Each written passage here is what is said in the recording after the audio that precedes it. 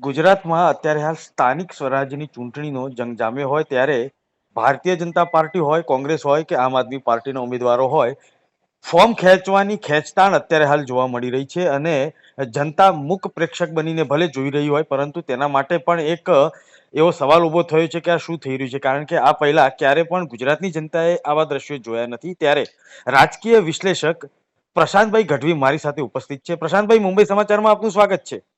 Good morning. Prashantbhai, અત્યારે હાલ જે સ્થાનિક સ્વરાજની ચૂંટણી અને ગઈકાલે છેલ્લો દિવસ હતો, છેલ્લા દિવસે ભારે ખેંચતાણના દ્રશ્યો સામે આવ્યા. આમાં બે વાત બહાર આવે છે. જી. એક તો ગુજરાતની જનતાએ પહેલીવાર આટલા નીચા સ્તરના ઇલેક્શનમાં આટલો હાઈ વોલ્ટેજ ડ્રામા જોયો કે સ્થાનિક સ્વરાજ એટલે જેને કહેવાય ને કે નગરપાલિકા, તાલુકા પંચાયત, જિલ્લા પંચાયત એ નીચા સ્તરની ચૂંટણી છે. આ હાઈફાઈ લોકસભા, વિધાનસભા નથી. પણ આવી પ્રકારની ચૂંટણીમાં આટલી બધી તામ અને આટલું બધો ખેંચતાણ ગુજરાતની જનતાએ પહેલીવાર જોયો. આમાં સૌથી આશ્ચર્યની વાત એ છે કે જે લોકોએ ફોર્મ પાછા ખેંચ્યા એ લોકોએ ટિકિટ મેળવવા માટે પણ આટલી જ ખેંચતાણ કરી હતી અને ટિકિટ મેળવવા માટે આટલી જ પડાપડી કરી હતી. પડાપડી કરી અને બહુ જ બધા ઇન્ફ્લુઅન્સ લગાવીને ટિકિટ લઈને આવ્યા. તો પછી તમે ફોર્મ પાછા કેમ ખેંચ્યા? અને જો ફોર્મ પાછા જ ખેંચવા હતા, તમારે આટલું જ ઈલું ઈલું કરવું હતું, એટલે ધાક ધમકી, લોભ લાલચ, સામ દામ દંડ ભેદ તો હોય જ, પણ તમે લડવા નીકળ્યા છો, યુદ્ધ લડવા નીકળેલો લડવૈયો વીર એ કોઈ દી રણ મેદાન છોડીને ભાગે ખરો? તો આ જે મેદાન છોડીને ભાગી ચૂક્યા છે ફોર્મ પાછા ખેંચીને, એ લોકો ગુજરાતની જનતાની બીજી સેવા તો શું કરશે? માનો કાલ ઉઠીને એમને જે કોંગ્રેસના ઉમેદવારે ફોર્મ પાછું ખેંચ્યું છે એને આવતીકાલે ભાજપમાંથી લડાવે તો એનો ભરોસો કેટલો? હવે તો બરાબર બધું પતી ગયું, પણ આ તો નથી ને કોઈ બીજી ચૂંટણી ભાજપ લડાવે તો એમના ઉપર ભરોસો કેટલો? પહેલું. બીજું, ભારતીય જનતા પાર્ટી માટે બહુ સાફ મેદાન છે. એ પેલું કે છે ને કે એમને તો બેઠા બેઠા ચોગ્ગા છગ્ગા મારે છે અને મારતા જ આવવાના છે હજી 5 વર્ષ. આ બધી ખેંચતાણ કરી ગુજરાતની જનતા પાછી એટલી નિર્દોષ છે કે એ આમાં કશું બીજું નહીં વિચારે કે મત કોને આપવો. બહુ ઓપન મેદાન છે આપણી સામે ભારતીય જનતા પાર્ટી માટે. કારણ કે વિપક્ષ તરીકે કોંગ્રેસ પાછું ખૂબ નબળું રહ્યું છે ઉપાડવામાં, મુદ્દાથી લઈને લોકોનો વિશ્વાસ જીતવામાં. તો ભાજપને આટલું ખુલ્લું, મોકળું, સારું મેદાન હતું, તેમ છતાં આ બધા તાઇફા કરવાની ક્યાં જરૂર છે? તમારે તો નરેન્દ્ર મોદીનો ચહેરો હતો, વિશ્વ વૈરાટ વટવૃક્ષ જેવો વિકાસ હતો. તો આ બધામાં તમારે કોંગ્રેસના ઉમેદવારોના ફોર્મ પાછા ખેંચાઈને સાબિત શું કરવા માંગો છો? અને આજે આપણે ક્યાંક પ્રિન્ટ મીડિયામાં પણ વાંચી લીધું કે CR પાટીલ કરતા પણ રેકોર્ડ તોડ્યો અને ઇતિહાસમાં પહેલીવાર આટલી બેઠકો બિનહરીફ થઈ.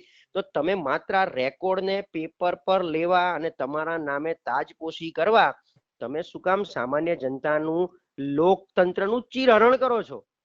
આજે જે સીટ બિનહરીફ થાય ત્યાં જનતા મતદાનથી વંચિત રહે.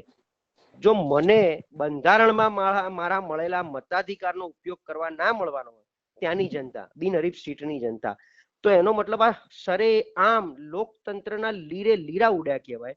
બિનહરીફ સમરસ એક અલગ કન્સેપ્ટ છે કે ગ્રામ્ય સ્તરે સરપંચની ચૂંટણીમાં એ ચૂંટણી લોહિયાળ ન બને અને બધા અંદર મનમેળ કરી અને સરપંચ બની અને ગામનો વિકાસ કરે. પણ તાલુકા પંચાયત, જિલ્લા પંચાયત જે રાજકીય છે, સરપંચ રાજકીય નથી, એ આપણે બિન રાજકીય ગણીએ છીએ એને.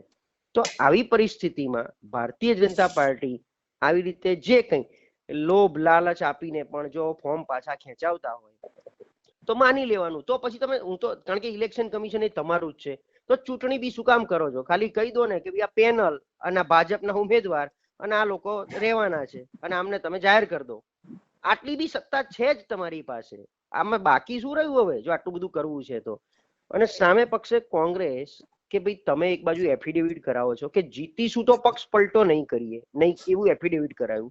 તો આ તો ચૂંટણી લડતા પહેલા જ બેકફૂટ પર જતા રહ્યા તમારા ઉમેદવાર. આજે કોઈ વ્યક્તિ કોંગ્રેસને વોટ આપી અને વિશ્વાસ મૂકી અને કદાચ ઉમેદવારને પરાણે જીતાડે, તે ઉમેદવારનો ભરોસો કેટલો રહેશે કે જીત્યા પછી કોંગ્રેસનો રહેશે કે નહીં રહે? એટલે બહુ બધી અસમંજસ છે.